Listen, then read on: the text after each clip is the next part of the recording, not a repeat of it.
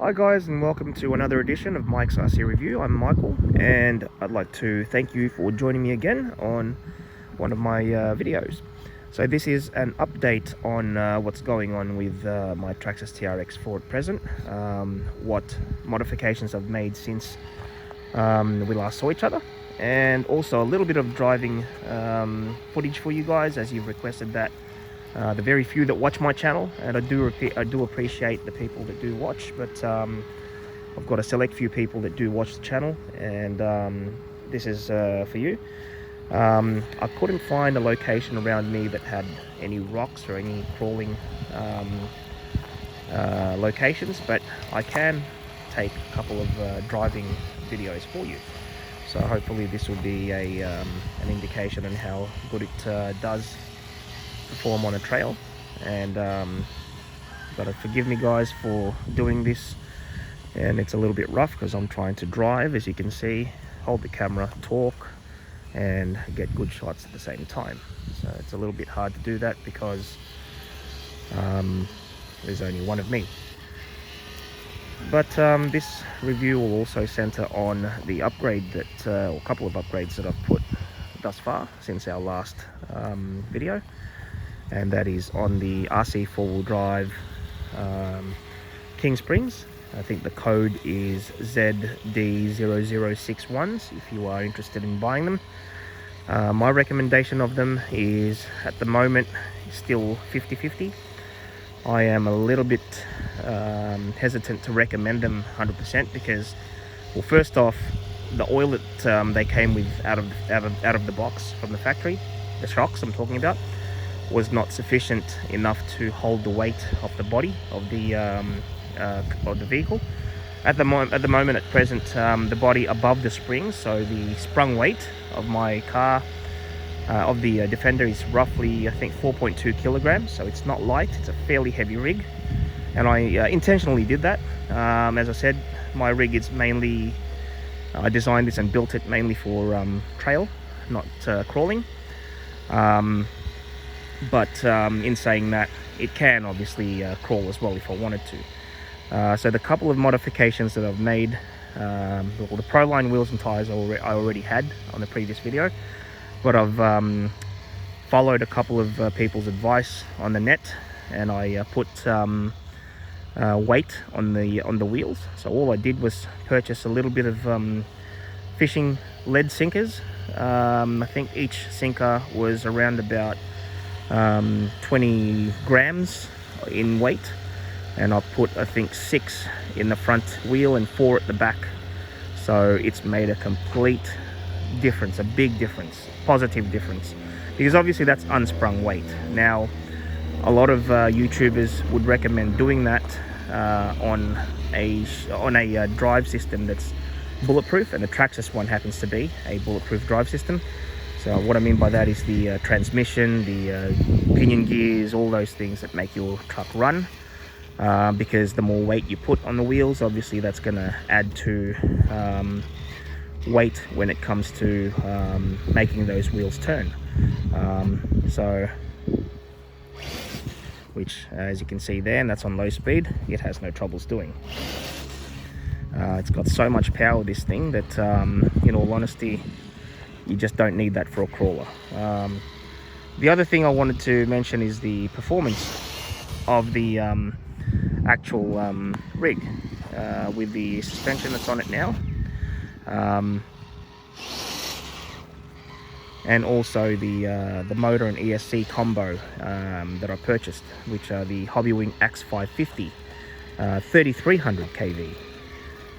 There's a couple of YouTube, actually there's one that I know of. I'm not going to mention any names, so obviously I'm not going to diss anybody online, but this is not what this channel is about. But I've got to disagree with what he said in regards to the Hobbywing X550.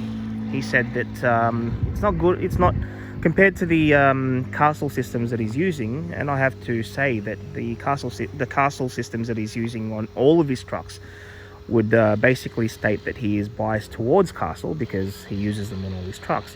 Now, I only own one truck. I only own one crawler, and the only thing I use is the Hobbywing Axe 550, and that was because I had no choice. When I bought this, being the middle of COVID pandemic, there weren't many hobby shops that had any stock of anything, so I had to make do with what my hobby shop had, and my hobby shop happened to have the 550 Axe Hobbywing, so I bought that, and I have no regrets because it seems to be working just fine for the purposes that I use it for, and it works perfectly. His complaints about the 550 were the fact that the modulation was poor, or wasn't as good or up to scratch with the Castle system. Well, I'm begging to differ because I will demonstrate this for you. So here's my trigger finger, here's the trigger or throttle, and here's the modulation. Now that's about as slow as you can go with any crawler. So it's not jerking, it's not making any untoward movements. I can go as slow as I want, there you go, and as fast as I want. And I have tested this to an incline above 65 degrees or 70 degrees incline, both nose down and nose up, and it holds there. And I think the one complaint it didn't have about the Hobbywing system is the fact that it does hold. The braking system on it is just phenomenal, and obviously that's one thing him and I agree on totally. But modulation is perfect, guys. I think it's just all in the way you set it up on the Bluetooth app from Hobbywing, but it is brilliant the way it works. There's nothing wrong with the Hobbywing Axe 550. In fact, I would highly recommend it. I'd give it 5 stars out of 5 or 10 out of 10. So that's one thing I've got to disagree with a lot of people on when it comes to this versus the Castle. And I have nothing against Castle. In fact, I've used Castle on all of my helicopters in the past. I wasn't a YouTuber back then, but I did have around about 10 years ago now, I had Align helicopters, and I had the 700 and 800 and 600 Align helicopters, all of them electric, and all of them utilize Castle high voltage speed controllers. At one point I had a Castle 160, Castle 120, and I think a Castle 200 even for the 800 size, because I was using a Scorpion motor in my 800 size Align, but that was a while ago now.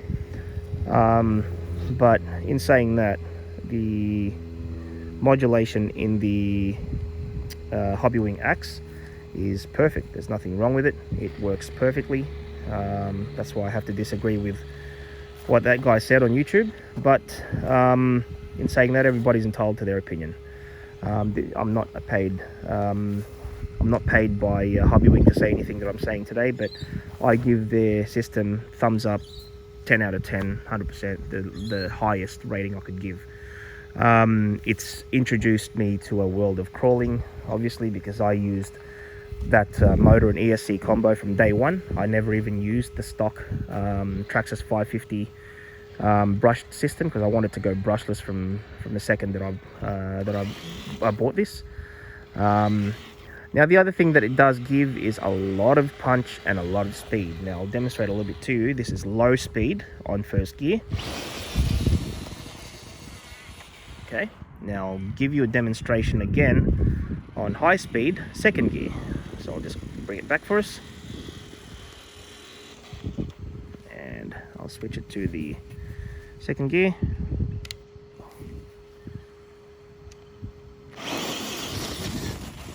That's just the level of punch that it's got. You don't need that in crawling, because obviously it becomes a basher at that point, but it's good to know that you can have the best of both worlds. I'm sure the Castle Mamba can do that. There is no doubt that it can and will do what the Hobbywing does. Castle's been around a little bit longer, I think, in terms of crawling motors, but and brushless motors for crawlers. But I'm telling you right now, Hobbywing has got a product that pretty much delivers as much fun and as much enjoyment as the Castle system does. Now, I do apologize that I can't give you any better footage today with regards to crawling on rocks and you know, basically what this is made to do.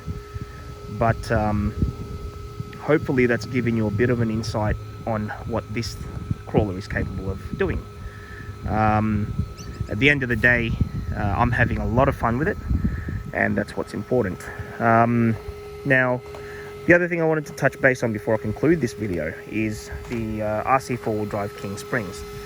Now, there is, for me anyway, a little bit of disappointment because I do love their products, like the Galande RC4 drive Galande D90, D110, and also the Land Cruiser that RC4 drive release are brilliant products. They are absolutely wonderful, and they are products that I aspire to actually own, and I am just waiting for the right time to pull the trigger, as a figure of speech, to pull the trigger and actually buy one. And if I bought one, it'll most likely be the D90, because I do love the Land Rover. I'm not going to get another 110 because I've already got one, but I reckon the D90 would be something that I'd be very interested in, and something that I would keep to scale and build in a, for lack of a better word, a standard build. So it's not going to have all the flash whiz-bangery that this has, but I will keep it as Land Rover stock as I can, but then again upgrade it to a point where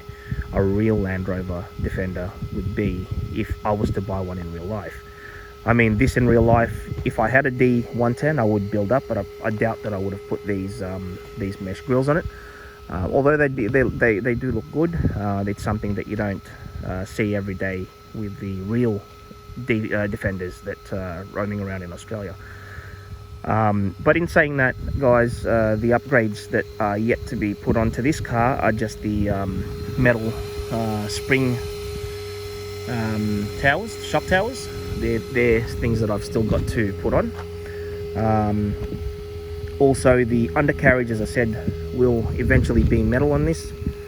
I will be, as soon as COVID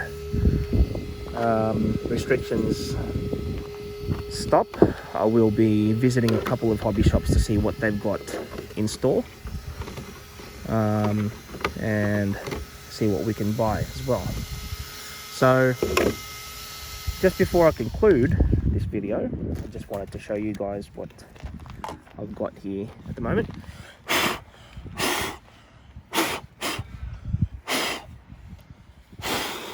It does like to get dirty very quickly, doesn't it? The one thing I'm very, very disappointed with in regards to the shocks is the fact that they leak. As you can see there, they're already leaking oil. The other one. Now the front ones aren't leaking at all, and this is from day one. So all I've done to it is change the oil twice on them to obviously experiment with the oils that that will suit it. Now I put on 25 weight oil at first. It was a bit too light. I put on 50 weight oil, it was a bit too light, and then stuck with 100 because that seemed to do the job. Now without the body, as you can see, spring retention is very good. It seems to bounce up fairly good, not too soft, not too heavy. The fronts have always been brilliant. I don't have any complaints with the front whatsoever. But once you put the body on, it does sag. It does sag at the back, and I think that's normal because obviously even in a real car, the more weight you put above the springs, the more that they sag. That's normal. But the leaking is the one thing that I'm really hating here, because it does like to collect a lot of debris. As you can see, it collects a lot of debris there. So they're things that I'm going to have to clean out when I get home. But because of that, because of the leaking, I don't know how much shock oil it's actually losing. So I've got to check it later on when I refill them again to see what it's actually lost, to see if I have to do another complete rebuild of it. But at the moment it seems to be doing okay. For curiosity's sake, guys, those of you who are curious, I am using a 3S battery, 2200 40C discharge. and it seems to give me, with my lights on, so the lights I have are the fog lights on the bottom of the bull bar, the main beam lights, the indicator lights that are always on, so they don't flash, they're always on, and then the driving lights at the top, and also the rear tail light. So powering all of them up, I'm getting roughly around about 2 hours worth of continuous crawling from a full charge, so that's very, very good. I'm happy with that. If I go 2S, it gives me roughly an hour and 20 minutes. The LiPo battery that I'm using on the transmitter is an 800 milliamp EcoS 2S 7.4, and that seems to give me around about 4 hours worth of battery life in the FlySky GT5 6-channel transmitter. So that gives me good lifespan there. Overall, this is also going to be a 2-month review on this rig, and 2 months down the track, I am absolutely stoked with it. I love it. I drive it almost every day. However, I don't bash it. As you can see, everything's still in good condition. Everything's still fairly clean. These crawlers tend to want to get dirty very quickly, and they tend to look good dirty as well. But that's something that I don't think I'll be, I'm keen to do, because I love looking at it clean.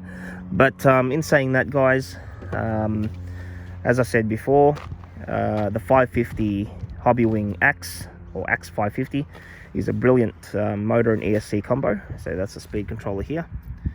It's a 60 amp speed controller, which is Bluetooth and Wi-Fi configurable. Very simple to use. In fact, it's so simple that even somebody like me, who is intimidated by anything to do with gyros and anything to do with electronics, because I'm more the old school nitro and gas RC user, it intimidated me at first until I got to using it, and I was thinking, geez, I don't know what I was afraid of. But everything's working well. The springs are probably going to be swapped out by the next video. I should have gone Pro lines from the start, but I wanted to give RC4 Drive as a brand a go, because I do aspire to own the Galande 2, and if it's anything to go by, if you buy their lower, cheaper products, if they're good enough, then obviously their higher products are going to be even better. But in this case, I'm a little bit disappointed because the leaks at the back. The other thing is they cannot handle the weight, whereas the standard Traxxas shocks that were on this, without me even changing the oil on them, was enough to handle the weight of this body. And I think Traxxas puts 30 weight oil to begin with. But then again, the Traxxas shocks had a single spring setup, whereas these are a dual spring, as you can see. They're a dual spring shock. Now, I'm not a shock absorber expert, but correct me if I'm wrong, guys. Comment if you can, if there's something here that you can see that is not correct or not right, that I can improve on, or that I have to swap out.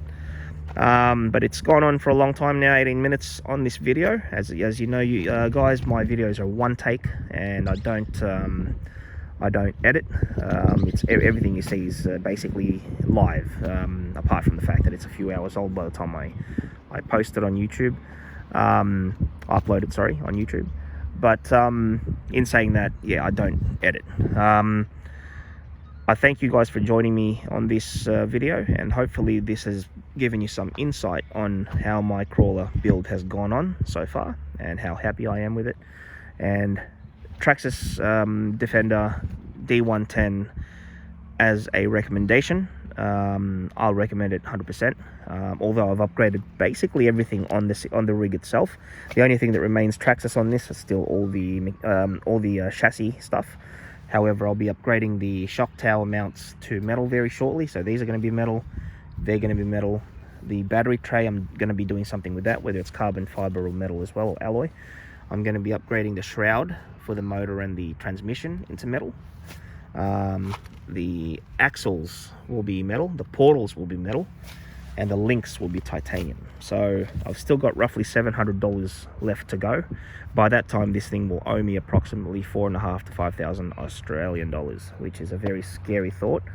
But if you do it slowly, and you do it while calculating your budget, and not just going out and blowing your credit card, you can if you want to, but obviously when you get your bill, you're not going to be happy with it. But you can build it to to a point where obviously you're happy with it, and I'm happy with the way it is now. I don't have to upgrade anything else on it.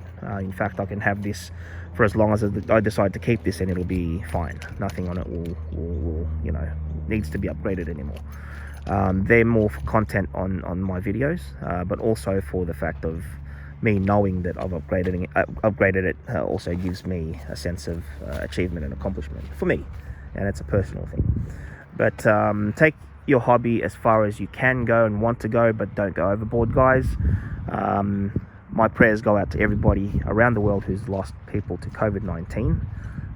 Please exercise your social distancing, and those that are at home doing that, I applaud you guys 100%. And those that need to go out and mix with the public, please stay safe, wear a mask. It's not a conspiracy, guys. This thing does exist. It's killed a lot of people and continues to do so. I do wish you all the best, and also all my prayers go out to those that are suffering from this virus at the moment, and are also grieving because they've lost somebody. So happy hobbying, guys, whatever your hobby is, whether it's planes, cars, or trucks, or boats, doesn't matter what it is. Happy hobbying, as at the moment we're stuck indoors. This is about all we can do. But until the next video, thank you very much for joining me once again, and peace out.